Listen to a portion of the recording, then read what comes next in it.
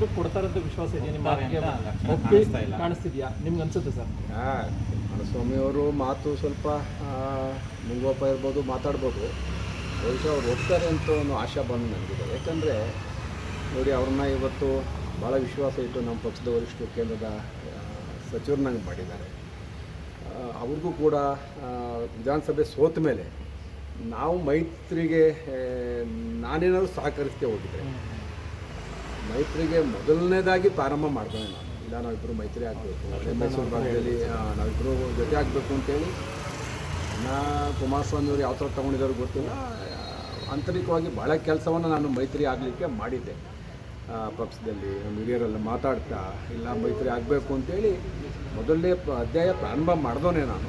ಅದು ಆಮೇಲೆ ಫಲ ಕೊಡ್ತು. ಮೈತ್ರಿ ಆದಮೇಲೆ ಅವ್ರಿಗೂ ಕೂಡ ಅನುಕೂಲ ಆಗಿದೆ. ರಾಜ್ಯದ ಜನತೆಯೂ ಕೂಡ ಮೈತ್ರಿ ಮುಂದುವರಿಬೇಕು ಅಂತ ಬಯಸ್ತಾ ಇದ್ದಾರೆ. ಈ ಸಂದರ್ಭದಲ್ಲಿ ನಾನು ಉದಾಹರಣೆಗೆ ಹಾಸನದಲ್ಲಿ ಈಗ ಒಬ್ಬರು ನಮ್ಮ ನಾಯಕರ ನಡವಳಿ ನೋಡಿದ್ದೀವಿ. ಹಾಸನದಲ್ಲಿ ಅವರು ಸಹಕರಿಸ್ತೇ ಹೋದಕ್ಕೆ ನಮ್ಮ ಪಕ್ಷದ ಮುಖಂಡರುಗಳು ಹಾಸನದಲ್ಲಿ ಇವತ್ತು JDS ಪರಿಸ್ಥಿತಿ ನೀವು ನೋಡ್ತಾ ಇದ್ದೀವಿ. ನಾನು ಸಹಕರಿಸ್ತೇ ಹೋಗಿದ್ರೆ ಇಲ್ಲಿ ಏನಾಗ್ತಾ ಇತ್ತು ರಾಮನಗರದಲ್ಲಿ? ನಾನೇ ಅವ್ರನ್ನ ಪ್ರಥಮ ವಿರೋಧ ಮಾಡಿದನು. ಅದೆಲ್ಲ ಬಿಟ್ಟು ರಾಜಕೀಯದಲ್ಲಿ ಪರಸ್ಪರ ದೋಷಾರೋಪಣೆ ಇರ್ತದೆ.